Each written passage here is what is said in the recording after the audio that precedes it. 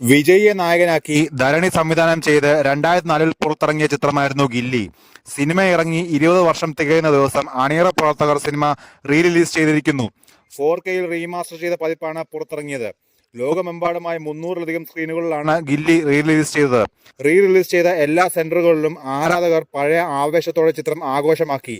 ആദ്യ ദിനം തന്നെ ഗംഭീര ഓപ്പണിംഗ് ആണ് ചിത്രം ഇട്ടത്. വേൾഡ് വൈഡ് ആയി 10 കോടിക്കകത്താണ് ഗില്ലിയുടെ ആദ്യ ദിന കളക്ഷൻ.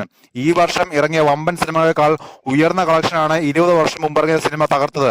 സൂപ്പർ സ്റ്റാർ രജനീകാന്ത് മുഖ്യ കഥാപാത്രമായി എത്തിയ ലാൽ സലാം പോലും ആദ്യ ദിനം നേടിയത് വെറും 7 കോടി രൂപയ്ക്കടുത്ത് മാത്രമാണ്. ഇതിന് പിന്നാലെ മറ്റൊരു റെക്കോർഡും ഗില്ലി സ്വന്തമാക്കി. റിലീസ് ചെയ്ത സിനിമകളിൽ ആദ്യ ദിനം ഏറ്റവും കൂടുതൽ കളക്ഷൻ നേടുന്ന സിനിമ എന്ന റെക്കോർഡാണ് ചിത്രം നേടിയത്. സൂര്യനായകനായ വാരണം 1000 റിലീസ് ചെയ്തപ്പോൾ നേടിയ 3 കോടിയുടെ കളക്ഷനാണ് ദളപതി പൊളിച്ചടുക്കിയത്. രജനീകാന്തിന്റെ ബോംബെ, കമൽഹാസന്റെ അളവന്താനം റിലീസ് ചെയ്തപ്പോൾ ആകെ നേടിയത് 3 കോടി.